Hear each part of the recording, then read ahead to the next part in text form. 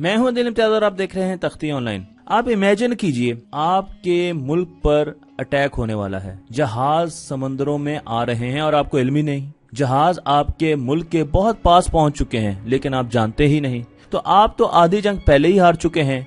यही बात सोचते हुए एक डच साइंटिस्ट जिनका नाम हैंस लिपरशे था, उन्होंने सोचा कि मैं कोई ऐसा इंस्ट्रूमेंट बनाऊंगा जो दूर से चीजों को देख सके, बड़ा करके मुझे दिखा सके। और उन्होंने देखा कि जब वो दो लेंसेज को एक खास फासले पर रखते हैं तो उससे चीजें बड़ी नजर आना शुरू हो जाती हैं। उन्होंने इन दोनों लेंसेज को एक लकड़ी की पाइप में रखा और दुनिया की पहली टेलीस्कोप बनाई। ये टेलीस्कोप जाके उन्होंने अपने बादशाह को दिखाई। बादशाह ने दूर एक बिल्डिंग पर एक खिड़की को जूम करके देखा तो वो तो उसे बहुत बड़ी नजर आई। वो बहुत खुश हुआ और उसने कहा ये तो हमारी आर्मी, हमारी फौज को इसकी जरूरत है। जब उन्होंने ये टेलीस्कोप अपनी जंग में इस्तेमाल की तो दूर से ही आते हुए जहाजों को देख लिया और उनको वहीं पर तबाह कर दिया और वो जंग जीत गए।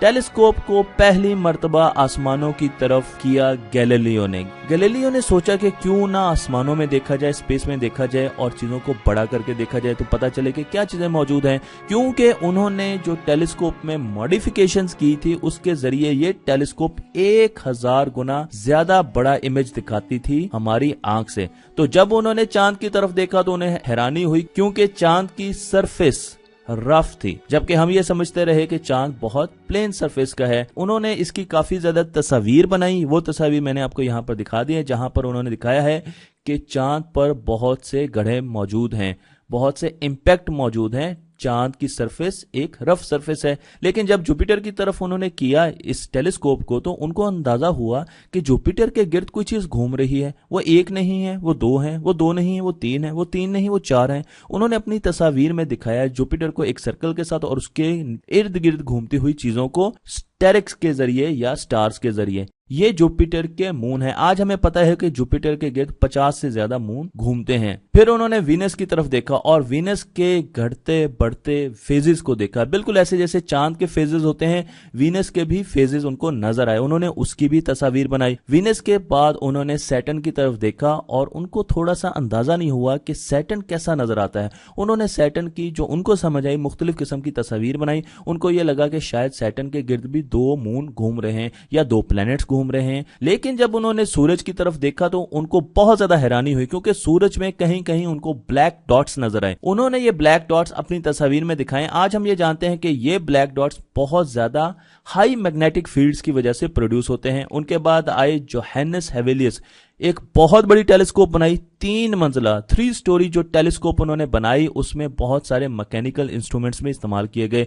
उसको बहुत ज्यादा टाई किया गया रोप्स के जरिए, एंगल पर मूव भी करवा सकते थे, उसमें गियर्स भी लगे होते थे। तो इस तरीके से एक बहुत बड़ी टेलीस्कोप थी जिसको आसमानों की तरफ कर दिया गया और फिर देखा गया कि आसमानों में हमें कैसी चीजें नजर आती हैं। लेकिन क्रिस्टियन हेगिस जो 1665 में आए, उन्होंने टेलीस्कोप्स में बहुत अच्छी इंप्रूवमेंट्स लाई जिसकी वजह से उन्होंने पहला चांद, सैटर्न का पहला बड़ा चांद टाइटन, उसको एक्सप्लोर किया, उसको डिस्कवर किया। अपनी किताब में उन्होंने इन चीजों के बारे में बहुत ज्यादा लिखा। उनकी किताब मैंने आपको यहां पर दिखा दी है। इसके साथ साथ जब उन्होंने सैटर्न की तरफ अपनी टेलीस्कोप की तो बहुत ज्यादा पिक्चर्स बनाई। उनका यह ख्याल था कि इनमें से कोई एक पिक्चर सैटर्न का मॉडल बेहतरीन तरीके से बनाती है। यहां पर मैंने आपको वो सारी पिक्चर्स दिखाई हैं जो कि हेगन्स ने बनाई।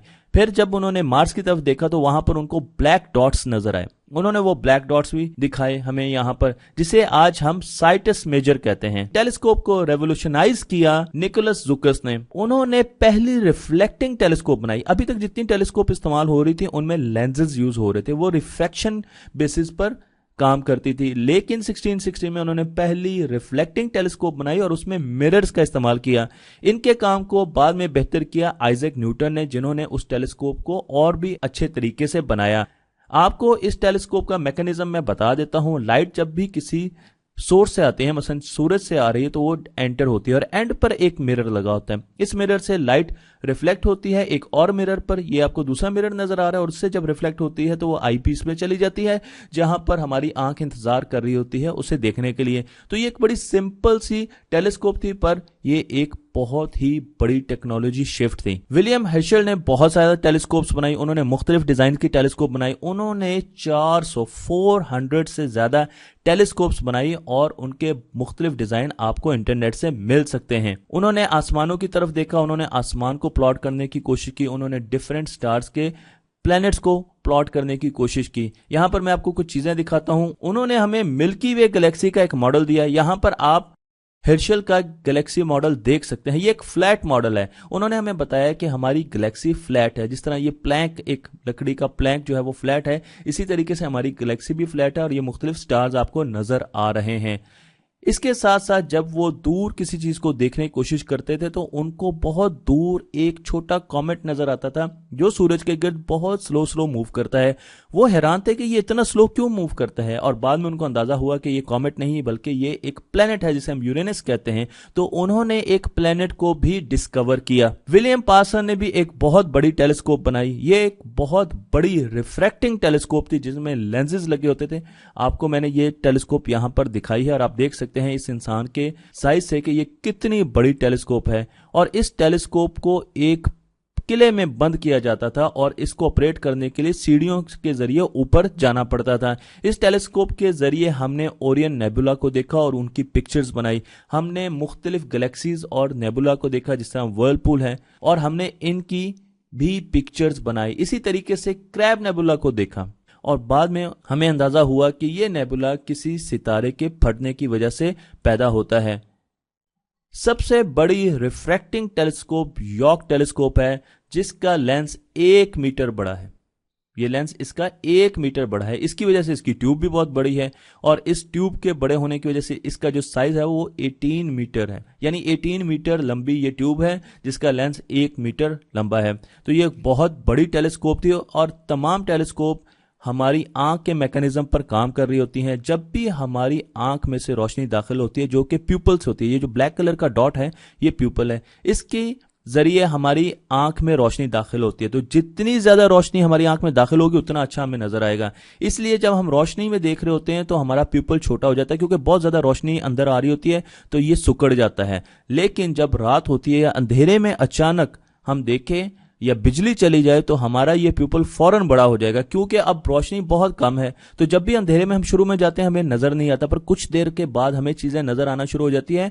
वो टाइम जो हमें लगता है वो उसकी वजह ये होती है कि ये प्यूपल बड़ा हो रहा होता है। तो जब ये बड़ा हो जाता है, ज्यादा रोशनी अंदर दाखिल होती है, तो इसको अंधेरे में भी नजर आना शुरू हो जाता है। यहां पर मैंने आपको एक एनिमेशन दिखाई है जिससे आपको अंदाजा होता है कि रोशनी और अंधेरे में अगर हम स्विच करें तो कैसे हमारा प्यूपल बड़ा और छोटा होता है। जिन जानवरों को अंधेरे में बहुत ज्यादा नजर आता है उनका प्यूपल बहुत बड़ा होता है, जिस तरह कैट, और उस वजह से वो अंधेरे में भी चीजों को देख सकती हैं। बिल्कुल यही मैकेनिज्म होता है टेलीस्कोप का। टेलीस्कोप में भी हमारे पास एक लेंस लगा होता है। हमारे पास 2 टेलीस्कोप्स होती हैं, रिफ्रैक्टर होते हैं और रिफ्लेक्टर होते हैं। यहां पर मैंने आपको रिफ्रैक्टर दिखाया है जिसमें लेंस लगे होते हैं और ये रिफ्रैक्शन दे रहे होते हैं। तो ये लेंस जो है इसकी विड्थ जो है इसको हम कम नहीं कर सकते क्योंकि इसने उस एंगल पर रिफ्रैक्शन फिर नहीं देनी। इसके साथ साथ जैसे जैसे हम बड़ी टेलीस्कोप्स की तरफ जाते हैं तो ये बहुत बड़ा लेंस होता है। तो अब हम 1 मीटर तक तो पहुंच चुके हैं। जब ये लेंस 1 मीटर बड़ा होगा तो इसको सपोर्ट देने के लिए हमें टेलीस्कोप का जो डिजाइन है उसको भी अल्टर करना पड़ेगा।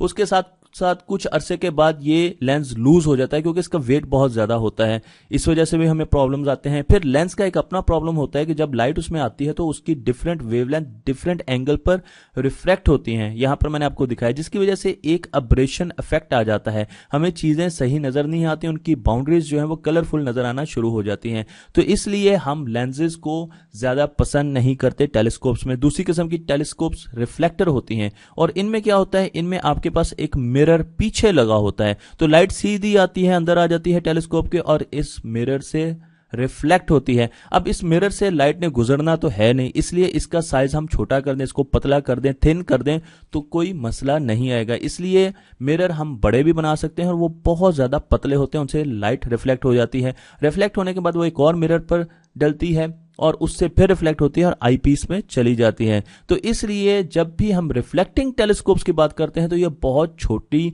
टेलीस्कोप्स होती हैं, इनकी क्वालिटी बहुत बेहतर होती है और इनमें एब्रेशन बिल्कुल नहीं आती। तो हमारे पास 2 किस्म की हमने टेलीस्कोप देखी, एक रिफ्लेक्टिंग टेलीस्कोप यहाँ पर मैंने आपको दिखाई है और ये रिफ्रैक्टिंग टेलीस्कोप है। लेकिन इसके साथ साथ एक मिक्स टेलीस्कोप भी होती है जिसे कंपाउंड टेलीस्कोप कहते हैं। इसमें मिरर भी होता है और इसमें लेंस भी होता है। तो लाइट लेंस के जरिए आती है और फिर मिरर से टकराती है और रिफ्लेक्टिंग बॉडी से टकराते हुए आईपीस की तरफ चली जाती है। तो इसलिए इसको हम एक कंपाउंड या एक मिक्स टेलीस्कोप कहते हैं। टेलीस्कोप्स की कहानी यहाँ पर खत्म नहीं होती। ये इस सीरीज की पहली वीडियो थी। इस सीरीज में अभी बहुत सारी वीडियोस आनी है और आपको बहुत ज्यादा जदीद टेलीस्कोप्स के बारे में बताया जाएगा। ऐसी टेलीस्कोप्स के बारे में बताया जाएगा जो स्पेस में हमारी दुनिया के गिर्द सैटेलाइट की तरह चक्कर लगा रही हैं, या ऐसी टेलीस्कोप्स के बारे में भी आपको बताया जाएगा जो पहाड़ों के बीच में बन रही हैं और अभी इन्होंने अपने रिजल्ट्स हमें देने हैं। और इसके साथ साथ हबल और दूसरी टेलीस्कोप्स के साथ आपको जेम्स वेब टेलीस्कोप्स के बारे में भी बताया जाएगा, जिसके जरिए हम दूर दराज सितारों के प्लैनेट्स को देखने की कोशिश करते हैं। लेकिन उनमें बहुत ज्यादा मसाइल आते हैं। सितारे बहुत रोशन होते हैं, उनके साथ साथ घूमते हुए प्लैनेट्स को देखना बहुत मुश्किल होता है। लेकिन जेम्स वेब टेलीस्कोप्स और उसके साथ नई टेलीस्कोप्स कुछ खास टेक्निक इस्तेमाल करती हैं इस मसले को काबू करने के लिए। वो टेक्निक क्या है वो आपको अगली सीरीज में बताया जाएगा। मेरा आपसे सवाल यह है कि क्या हम ब्लैक होल को टेलीस्कोप्स के जरिए डिटेक्ट कर सकते हैं? आपका क्या ख्याल है? अपने कमेंट्स में मुझे बताइएगा कि अगर हम डिटेक्ट कर सकते हैं तो कैसे कर सकते हैं, और अगर हम डिटेक्ट नहीं कर सकते तो क्यों डिटेक्ट नहीं कर सकते हैं। अगर आपको मेरी ये स्माइल पसंद आई है तो मेरी वीडियो को लाइक कीजिए, शेयर कीजिए। मेरे इस चैनल को पाकिस्तान के हर स्कूल, हर मोहल्ले, हर घर में पहुंचाइए। तालीम हमारे मुल्क का नंबर 1 मसला है। जिस दिन हम इस बात को समझ जाएंगे और जब हम इल्म फैलाने वाले बन जाएंगे, हमारा मुल्क तरक्की करना शुरू कर देगा। इसके अलावा हमारे मुल्क की तरक्की का कोई राज नहीं। इसलिए मेरी मदद कीजिए। तमाम शहरों में तमाम दोस्तों को, तमाम स्कूलों को, तमाम स्कूल टीचर्स को इन वीडियोस के बारे में बताइए, इस चैनल के बारे में बताइए और इस चैनल का सब्सक्राइबर बनाइए।